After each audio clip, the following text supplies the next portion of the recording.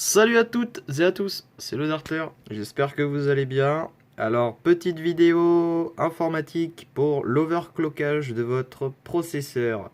Alors moi, c'est un processeur AMD, si vous voulez voir la config, elle est là. Donc voilà, 990 FX Extreme 3 niveau carte mère, AMD FX 4100 quad-core. Je l'ai cadencé à 4,6 GHz. J'ai donc 16 Go de RAM en 4 barrettes, il me semble. Donc, au niveau de mon overclockage, alors comment ça se passe? Donc, est-ce que je peux le mettre comme ça ou pas? Non, c'est pas grave. Au niveau de mon overclockage, comment ça se passe? Donc, CPU frequency, je suis à 217, 100 en PCIe frequency. Après, j'ai mis donc en auto pour le Spread Spectrum, je sais pas ce que c'est. J'ai désactivé le Active Core Control parce que, écoutez, j'aime bien en fait. Vous voyez, en fait, c'est. Comment dire? Comment expliquer? Le CPU Active Core Control, si je dis pas de bêtises, c'est en fait un automatisme qui va gérer en fait vos cœurs de processeur. Je crois que c'est ça. Après l'AMD Turbo Core Technology, je vais le mettre en auto. L'AMD Power Management en auto. Et puis après, au niveau du CPU Frequency Multiplier, là, c'est là qu'on va jouer. Donc, au niveau du CPU, vous voyez, là, il est à 23, il est à 4991. Par exemple, si je mets 23,5, là, je le laisse là. Et là, je mets pareil, x 24. Là, je reste comme ça. CPU speed, enfin HPB speed en auto. Toujours 16 bits. Et niveau de la RAM. Niveau de la RAM, on va pas. Ça sert à rien, la RAM. Sauf si vous avez pas beaucoup de RAM et vous voulez aussi l'overclocker. Mais bon, généralement, la RAM, on l'utilise pas trop, hein. Donc, une fois que c'est fait, que vous avez rentré votre configuration. Si vous avez du mal à rentrer votre configuration comme moi au début, il existe des sites internet qui vont vous expliquer, donc c'est très bien foutu. Vous allez en fait choisir votre type de processeur et il va vous marquer qu'est-ce qu'il faut rentrer pour passer par exemple de, je sais pas moi, de 2,5 GHz à 3,6. Voilà, avec il va vous dire il faut ce ventirail-ci, ça va rester à tant de degrés, il faut rentrer ces paramètres là et puis voilà. Donc, une fois que c'est fait, on fait save and exit. Le PC, il s'éteint. Il redémarre tout seul. Donc voilà, il redémarre tout seul. Donc au niveau de mon PC, je pense que vous avez vu ma config. Au niveau de mon ventirad, moi j'utilise celui-ci. Au niveau de mon ventirad, donc c'est un Cooler Master HyperX 212X qui est vraiment sympathique, hein, il est vraiment cool. Je l'aime plutôt bien parce qu'en fait il fait vraiment pas de bruit. Il est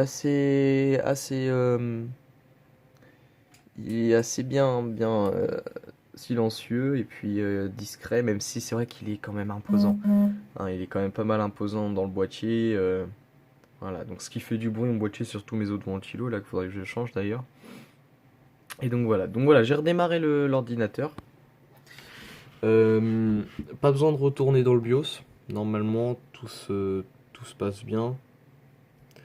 Donc moi en fait j'ai un petit souci au niveau de ma carte mère, c'est que je dois l'éteindre et le redémarrer 3 fois pour qu'il démarre, en fait, qu'il se lance sur Windows, parce que vous voyez quand il fait ça là, donc là vous voyez, vous avez, je sais pas ce que c'est, ça c'est le message du début, ça s'est mis quand j'ai réinstallé Windows il y a pas longtemps. Donc vous voyez des fois en fait le logo là il apparaît mais j'ai pas le petit symbole de chargement. Ça je sais pas pourquoi ça le fait, peut-être que ça va le faire là. Vous voyez normalement en dessous de Windows j'ai un petit rond qui s'affiche mais là je l'ai pas. Et en fait c'est souvent quand ça met l'écran bleu au début là, machin hibernation. Donc ce que je fais, je le rééteins. Hop, et je le rallume direct. Donc je sais pas pourquoi il fait ça, faudrait que je regarde faudrait que je regarde sur internet. Je sais pas pourquoi il fait ça, parce qu'en plus il me le fait même sans l'overclock. Sans overclocker le processeur, il me le fait déjà. Si je remets tous les paramètres d'origine, j'ai essayé, il me le fait. Donc pour moi, ça vient de la carte mère. Donc ah putain, je l'ai pas, je l'ai mal réallumé. Excusez-moi. C'est un peu long, c'est vrai. Je suis vraiment désolé. C'est un peu long, mais bon, on va y arriver. Donc voilà, il va se lancer normalement. Normalement, celle-ci, c'est la bonne. Voilà. Donc voilà, là il se lance correctement. ASRock 990 FM, Extreme 3, machin. Et là, vous pouvez voir comment rentrer dans le mode dans le menu. Donc presse F2 hors del. Donc F2 ici, del ici. Voilà, après presse F1 pour le boot menu. Ça, c'est quand vous mettez une clé USB bootable. Bon, bootable, c'est une où vous pouvez vous lancer dessus. Donc une clé USB avec Windows si vous voulez installer Windows, etc. Donc voilà. Donc sinon, qu'est-ce que j'utilise? Qu'est-ce que je pourrais vous montrer? Ah ouais, niveau setup pour pour les jeux. Donc un micro UM1, board UM1, voilà, avec son trépied. Un casque de chez Action que j'utilise là en ce moment parce que j'ai cassé le mien, donc le temps que j'en rachète un autre.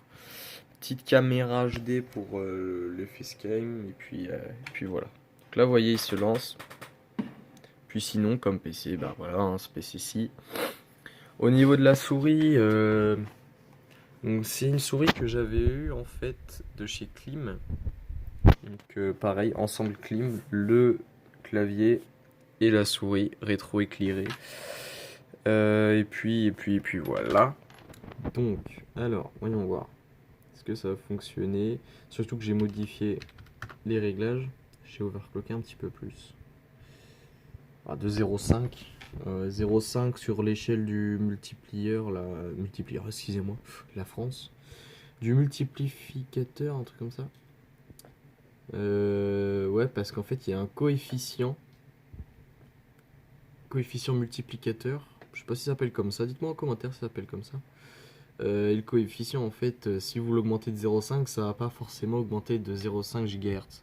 Vous voyez, ça va peut-être augmenter de 0,2, 0,1, je sais pas, je connais pas encore le coefficient. C'est pour ça que je regarde sur le site internet, je fais pas d'overclock par moi-même. J'ai trop peur en fait d'abîmer les composants du PC. Donc voilà, nous sommes sur l'ordinateur. Je vais essayer de me connecter à internet.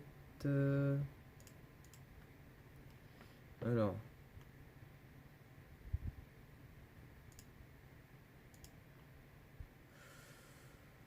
Ouais, parce que j'ai aussi un bug avec ma carte. Ah, bon, là, il a l'air de bien vouloir se connecter.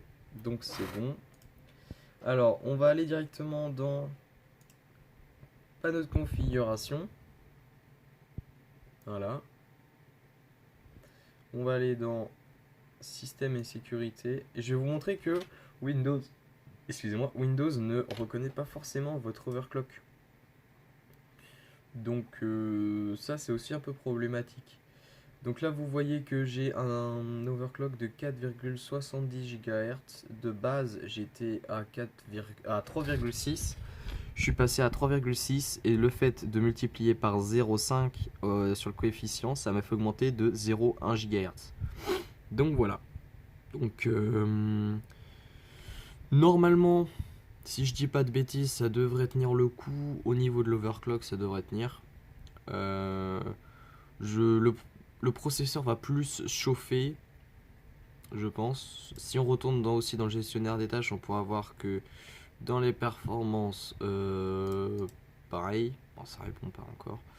Ça, c'est parce que j'ai tous les logiciels de jeu qui vont se lancer d'un coup. Ça va être chiant. En plus, ah ouais, en plus de ça, Steam, ils vont encore nous faire un truc là. J'ai un accès internet au moins, ouais. Il va encore nous faire un de ces trucs.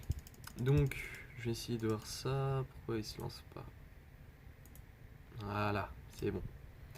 Et c'est mon disque, mon disque dur est à fond.